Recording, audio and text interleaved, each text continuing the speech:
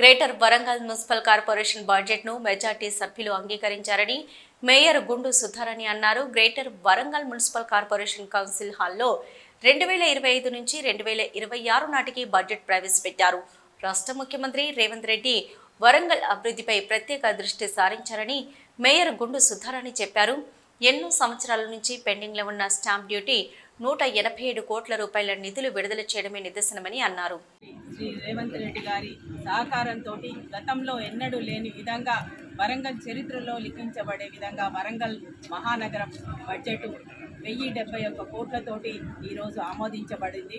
అందరికీ కూడా ఈ కార్యక్రమానికి వచ్చి ఆమోదానికి సహకారం అందించినటువంటి గౌరవ మంత్రివర్యులు శ్రీ కొండా సురేఖ గారికి, గౌరవ శాసనసభ్యులు శ్రీ నాగరాజు గారికి, గౌరవ శాసనసభ్యులు శ్రీ రేవూరు ప్రకాష్ రెడ్డి గారికి, గౌరవ కార్పొరేటర్స్కి, అధికారులకు అందరికీ కూడా ధన్యవాదాలు తెలియజేసుకుంటున్నాను. ఈ యొక్క కార్పొరేషన్ ఏదైతే ఉందో గతంలో నుంచి కూడా అండర్ గ్రౌండ్ డ్రైనేజ్ సిస్టమ్ గురించి ఎన్నో ఏళ్ళ ఇక్కడ ఉన్న ప్రజల ఆకాంక్ష, దాన్ని గౌరవ ముఖ్యమంత్రి శ్రీ రేవంత్ రెడ్డి గారు దీని గురించి ప్రత్యేక దృష్టిని కేటాయించి బడ్జెట్ని ఇచ్చినందుకు వారికి ధన్యవాదాలు తెలియజేసుకుంటూ, అంతేకాకుండా ఎన్నో ఏళ్లుగా పెండింగ్ ఉన్నటువంటి స్టాంప్ డ్యూటీ ఫండ్స్ని 187 కోట్లు ఇచ్చినందువల్లనే ఈరోజు బడ్జెట్లో అది ఎక్కువగా పెరగడానికి అవకాశం వచ్చింది. అంతేకాకుండా ఏదైతే శానిటేషన్ వర్కర్స్ శాలరీస్ ఉన్నాయో, అవుట్సోర్స్ ఎంప్లాయర్స్ శాలరీస్ కూడా ఎక్కువగా ఇవ్వడానికి మాకు అవకాశం వచ్చింది. దాంతోపాటు పెరిగిన శాలరీస్ని కూడా సప్లిమెంటరీ బడ్జెట్ కింద పోయిన కౌన్సిల్ అయిన వాటికి కూడా మేము ఇవ్వడం జరిగిందని తెలియజేసుకుంటూ, దీంతోపాటు ఎలక్ట్రికల్ వర్కర్స్ కూడా వాళ్ళ జీతాలు పెంచడం జరిగింది.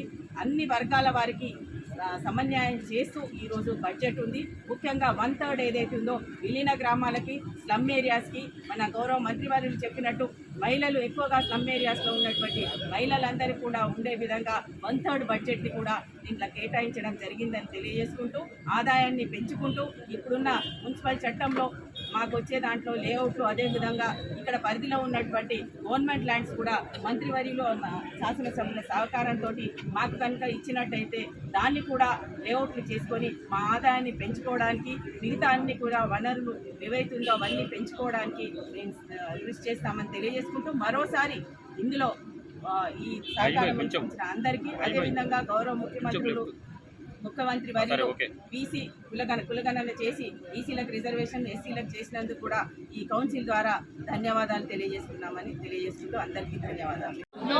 నిన్ననే బడ్జెట్ ప్రవేశపెట్టడం జరిగింది. 3,465,00,000 ఈరోజు పెద్ద ఎత్తున తెలంగాణ బడ్జెట్ ప్రవేశపెట్టడం, అన్ని రంగాలకు, అన్ని సామాజిక వర్గాలకు కూడా న్యాయం చేస్తూ అభివృద్ధి, సంక్షేమము అన్ని లక్ష్యంగా, వైద్యము, విద్య వీటన్నిటిని కూడా దృష్టిలో పెట్టుకొని వాటిని అభివృద్ధి చెందే దిశగా మరి లక్ష్యంగా ఈరోజు ఆ బడ్జెట్ ప్రవేశపెట్టి ఇది పేదల బడ్జెట్గా మరి నిరూపితమైంది. ముఖ్యంగా దాదాపు 40% కంటే ఎక్కువగా మహిళల కోసమే కేటాయించబడింది ఆ బడ్జెట్. ఒక మహిళల బడ్జెట్గా కూడా ఈ బడ్జెట్ను మేము చెప్పడానికి చాలా గర్వపడతా ఉన్నాము. అదే పద్ధతిలో ఇక్కడ వరంగల్ కార్పొరేషను మరి హైదరాబాద్ తర్వాత పెద్ద కార్పొరేషను, ఈ కార్పొరేషన్ను కూడా ముఖ్యమంత్రి గారు ప్రత్యేక దృష్టితో చూస్తూ ఇది 2వ రాజధానిగా అభివృద్ధి చేయాలనేటువంటి ఒక లక్ష్యంతో వారు ఇప్పటికే దాదాపు 5,000 కోట్ల రూపాయలు ప్రకటన చేయడం జరిగింది. అది ముందుకు తీసుకుపోవడానికి ఈ బడ్జెట్లో కూడా వారు మరి పద్దుల రూపంలో ఈ కార్పొరేషన్కు కూడా నిధులు కేటాయించడానికి వారు సిద్ధంగా ఉన్నారు.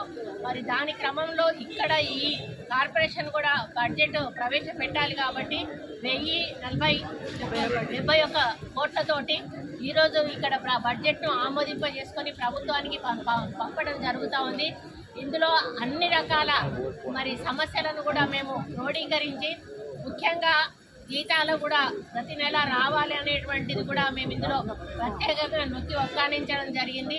మేము ఫైనాన్స్ మినిస్టర్ గారితో కూడా పదే రెవెన్యూ మినిస్టర్ గారితో కూడా పదే మా వరంగల్ అనేది ఒక ప్రత్యేకమైన నగరము, దీనికి చాలా చరిత్ర ఉంది, ఈ చరిత్ర ముందుకు తీసుకుపోవాలి, మరి ఈ చరిత్రను మనము చరిత్ర పుటల్లో లిఖించే విధంగా మళ్ళీ అభివృద్ధి చేయాలి అని చెప్పి కోరడం జరిగింది. ముఖ్యమంత్రి గారు స్వతహాగా వారే ఈ యొక్క అభివృద్ధి మీద దృష్టి ఉంది కాబట్టి వారు కోరినన్ని నిధులు ఇచ్చే అవకాశం ఉంది. ముఖ్యంగా ఎయిర్పోర్ట్ విషయంలో కూడా వారు ప్రత్యేక శ్రద్ధ తీసుకొని ఈరోజు జిఎంఆర్ నుంచి ఎన్ఓసి తీసుకొని ఎయిర్పోర్ట్కు కూడా క్లియరెన్స్ వారు ఇప్పించడం జరిగింది. ఇంకా కొద్ది రోజుల్లోనే ఎయిర్పోర్ట్ యొక్క నోటిఫికేషన్ కూడా మేము వేయడం జరుగుతుందని కూడా ఈ సందర్భంగా విన్నవించుకుంటూ, అదేవిధంగా అండర్ గ్రౌండ్ డ్రైనేజ్ కానీ, ఇన్నర్ రింగ్ రోడ్ కానీ, అవుటర్ రింగ్ రోడ్ కానీ, టెక్స్టైల్ పార్క్ కానీ, మరి అదేవిధంగా ఒకవేళ ఈరోజు ఎయిర్పోర్ట్ అనేది వచ్చినప్పుడు దేశ విదేశాల నుంచి కూడా పెట్టుబడులు ఇక్కడికి వచ్చే అవకాశం ఉంటుంది. మరి ఇది ఒక అన్ని రకాల హబ్గా మారుతుంది. ఇటు హైదరాబాద్ సైడ్ కానీ, ఖమ్మం సైడ్ కానీ, కరీంనగర్ సైడ్ కానీ పెద్ద ఎత్తున పెట్టుబడులు వచ్చినప్పుడు మరి నిరుద్యోగులకు ఉద్యోగాలు వచ్చేటువంటి అవకాశం ఉంటుంది. మరి అదేవిధంగా రెవెన్యూ పెరిగేటువంటి అవకాశం ఉంటుంది. దాని ద్వారా నగరం ఇంకా అభివృద్ధి చెంది ముందుకు పోయేటువంటి అవకాశం ఉంటుంది. హైదరాబాద్ ఆల్రెడీ షేప్ అవుట్ అయిపోయింది, దాన్ని ఏం చేయడానికి లేదు. కాబట్టి వరంగల్ ఈరోజు మన చేతుల్లో ఉంది. మనం ఏ విధంగా దీన్ని మరి మాస్టర్ ప్లాన్ చేసుకోవచ్చు, ఆ విధంగా చేసుకోవచ్చు అనే ఉద్దేశంతో ఆల్రెడీ ఒక కన్సల్టెన్సీని పెట్టి మేము ఇప్పుడు మరి సర్వే చేయించడం జరుగుతోంది. త్వరలోనే ఆ మాస్టర్ ప్లాన్ ఫైనల్ అయిన తర్వాత ఇక్కడ పెద్ద ఎత్తున ముఖ్యమంత్రి గారితో శంకుస్థాపనలు కానీ కార్యక్రమాలు చేపట్టడం జరుగుతుంది. దాంట్లో ఒక భాగంగా ఈరోజు మరి బడ్జెట్లో మేము మాది కూడా పంపాలి కాబట్టి ఈ యొక్క 1,71,171,00,000 కోట్ల బడ్జెట్ను ఈరోజు ఇక్కడ ఆమోదించుకొని మరి ప్రభుత్వానికి పంపించడం జరుగుతుంది.